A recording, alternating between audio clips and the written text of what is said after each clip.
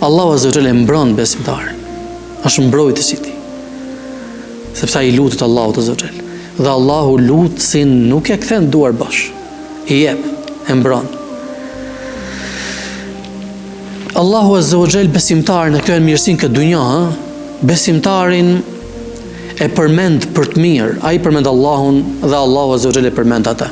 Po jo vetëm kaq, por se Allahu Azza wa Jalla besimtarit i le dhe emër të mirë në dunja.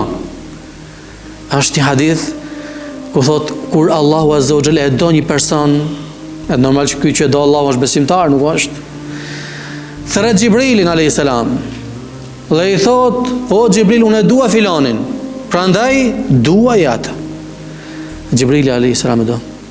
E Xhibrili alayhis salam thret banorët e qiellit, Allahu e do filanin, duajeni atë. Dhe dashuria që kanë banorët e qiellit pastaj zbret edhe në tokë dhe kanë me dashur edhe banorët e tokës atë person, atë besimtar. Besimtari është krenar në këtë dunjë.